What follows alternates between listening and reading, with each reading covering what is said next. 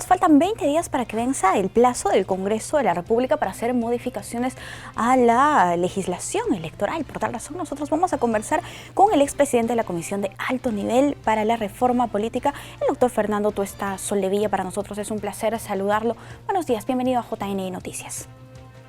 ¿Qué tal? Tengan ustedes muy buenos días. Doctor, para que nos comente, ya con miras a las elecciones generales del 2021, ¿cuáles son las reformas que debería priorizar el Congreso en este momento?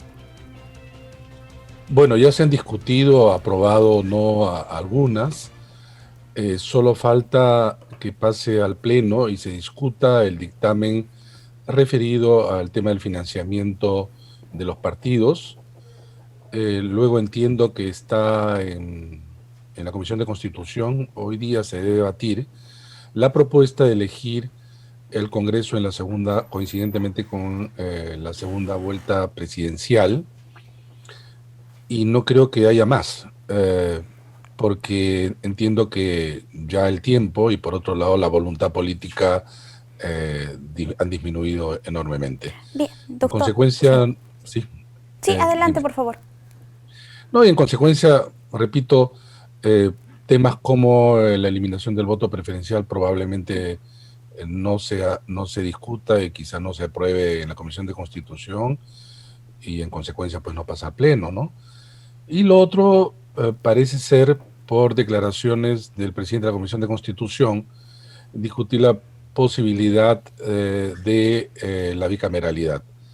Eso es todo lo que queda, digamos, ¿no? Bien, y respecto al tema de los impedimentos para postular de sentenciados en primera instancia, eso también ha anunciado, me parece, el presidente del Congreso hace unos minutos, que se va a debatir la próxima semana. Todavía está pendiente también.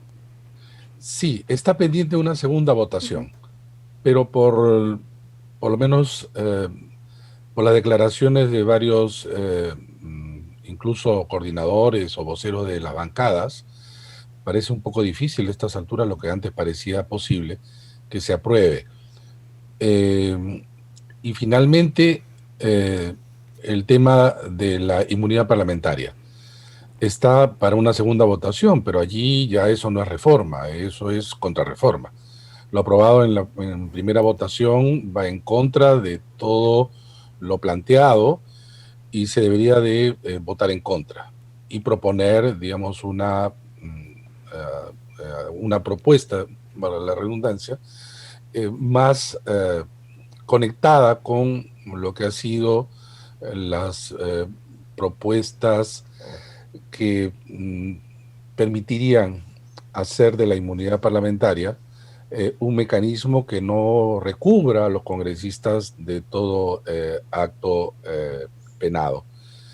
Esas son básicamente, ¿no? Porque sí, las otras son las que tienen que ver, de parte nuestra, por lo menos en el informe, referidas a elecciones regionales y municipales, ¿no? Toda la parte concerniente al tema subnacional. Ella tendría que verse más adelante.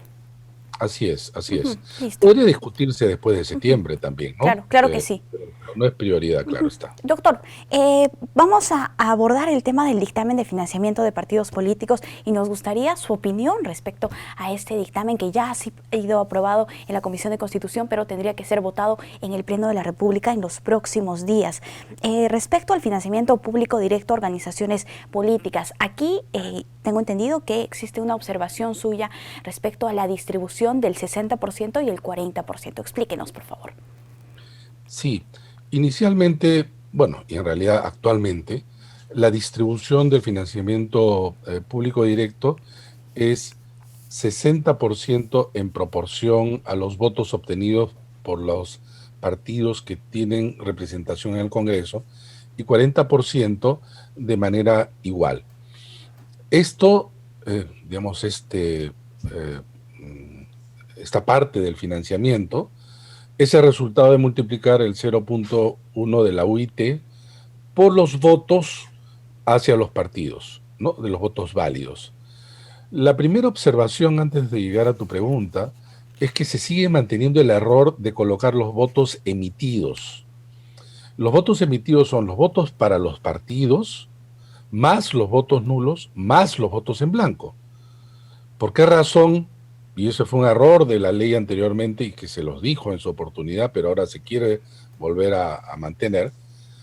¿Por qué razón? Si la idea central es dinero para los partidos que tienen votaciones y no para las votaciones eh, como voto blanco y nulo. Eso hace crecer la bolsa, hace crecer la bolsa. Por eso la primera observación era colocar votos válidos. Vamos a suponer que los votos válidos sean 15 millones de votos, ¿no? Eso da una cantidad X. Pero si se pone votos emitidos, se tendría que multiplicar, digamos, por 17 millones. Esos 2 millones se convierten en dinero, dinero que se tiene que repartir a partidos que no han ganado esos votos. Es una primera observación. Una segunda observación es la distribución, como bien señala tu pregunta. Allí el tema es el siguiente. Generalmente en los países se distribuye de esa manera. Un porcentaje igual para todos los partidos y un porcentaje distribuido de manera proporcional. ¿Por qué? Porque la idea es que estrechar un poco la diferencia entre el partido mayor y el partido menor. Y eso se hace dividiendo justamente la bolsa. Pero normalmente digo en los países, la mayor proporción es en relación a los votos y la menor proporción de manera igualitaria, como lo teníamos nosotros. Pero en el Perú sucede algo. Los partidos tienen un nivel de incidencia y un nivel de respaldo que cambia muy rápido. Entonces, un partido que ganó una elección o logró un buen porcentaje de votos, digamos el primer partido, en el año 1, digamos en el 2021, no va a tener el mismo respaldo en el 2026, y no lo digo por pitonizo, digo por los antecedentes anteriores. Ese partido que tuvo, por decir, N bancadas, en el año 5 tiene de repente la mitad o un tercio. ¿Por qué va a recibir en proporción igual todos los años cuando la situación ha cambiado? Esto no lo entienden los partidos. A ningún partido en este momento, en el Congreso, y sobre esta situación no le convendría, pero lamentablemente no lo entienden. Y no lo entienden, y entonces la idea era invertir la relación. Vale decir, 60% igual, nosotros hubiéramos querido hasta 70%, y 40% de manera proporcional. Esto no lo ha aceptado, por lo menos en el dictamen de la comisión, y espero que se corrija de alguna manera en el Pleno del Congreso. Bien, tendría que ser la iniciativa de alguno de los congresistas, en todo caso, más adelante. También nos gustaría hablar sobre los topes de los aportes, que la propuesta es de 250 unidades impositivas tributarias para personas que aporten a las campañas en época electoral. Sin embargo, ¿qué pasa en la época no electoral? Nosotros distinguimos claramente eso, que justamente esa situación que está en tu pregunta, en época no electoral y en época electoral. Nosotros colocamos como un tope el 100 UITs en época no electoral.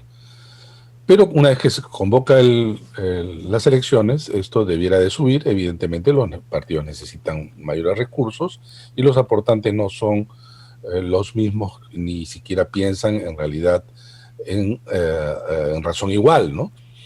Y entonces subir el tope a 250. Pero, sin embargo, el dictamen no señala temporalidad. Dice que en general 250. ¿250 cuánto es?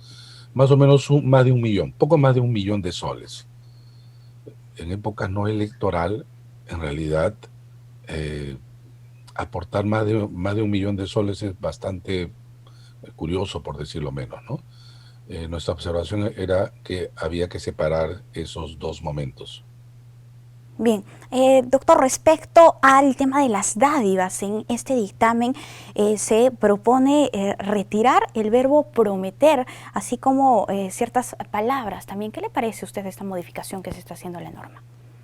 El tema de las dádivas es muy discutible, no porque sea censurable estos actos, sino que es muy difícil regular, porque efectivamente prometer en general y engañar a la gente debiera ser por lo menos castigado de alguna manera, ¿no?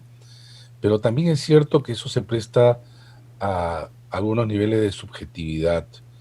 Mira, el tema de las dádivas, a mí siempre me pareció algo que es muy popular, pero que puede llevar a arbitrariedades, porque en muchos casos se han montado situaciones para desacreditar o perjudicar a los candidatos, a otros candidatos, ¿no? Entonces, claro, uno podría decir sobre las promesas. ¿Qué cosas hacen los políticos? Prometen, ¿no? Algunos dijeron en su momento también que, por ejemplo, ofrecer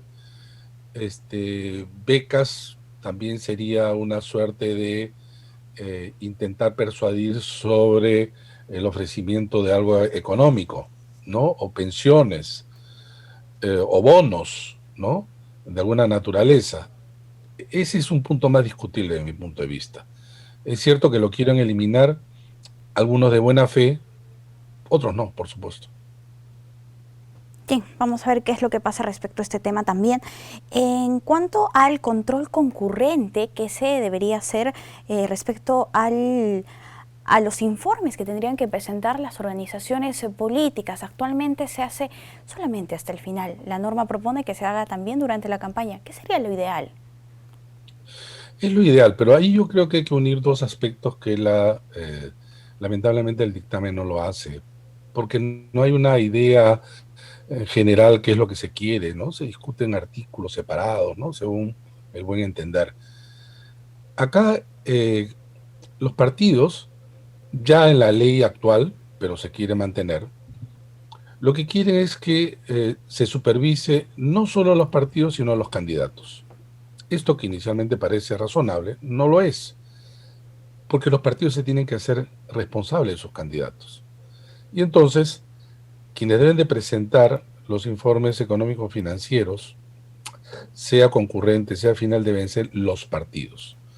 ¿Cuántos partidos han inscrito? 24.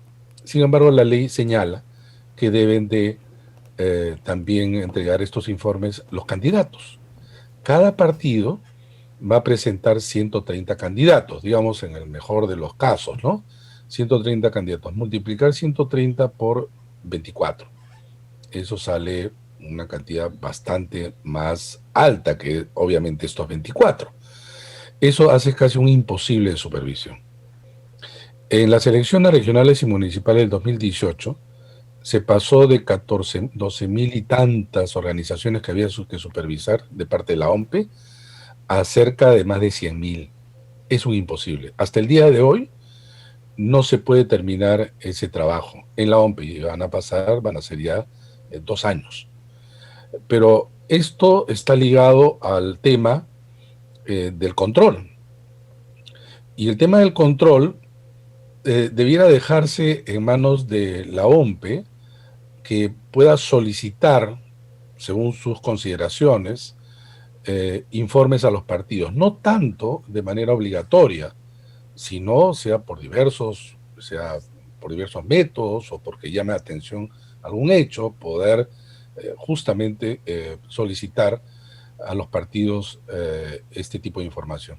También es cierto, no hay que dejar de decirlos, que estamos delante de partidos de muy baja nivel de organización. Las relaciones entre los partidos y los candidatos es muy débil. Y por otro lado, imaginarás tú que en plena campaña electoral, dedicados más a la campaña, eh, tener la documentación al día ya es difícil. Si al final es difícil y muchos casi no cumplen, en plena campaña también es un problema. Y acá quiero aterrizar entonces al otro punto. El dictamen es un dictamen que es peligroso en el punto referido a el plazo que se le da a la OMPE para sancionar. Le dan 6 meses para iniciar un proceso sancionador y terminarlo. Con la carga documentaria de los procesos que pueden estar en cursos, Es muy eso corto. es imposible. Ya señalo que el de regionales y municipales hasta ahora no se ha terminado. ¿Qué plazo se le debería dar, doctor?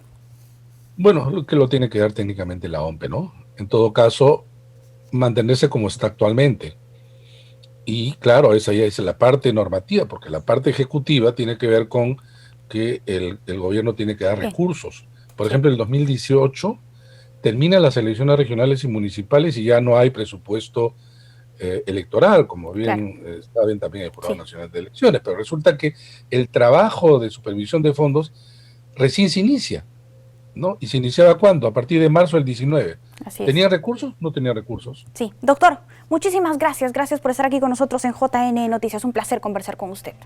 Igualmente, y gracias por la invitación. Bien amigos, vamos a hacer una brevísima pausa. Volvemos con más información.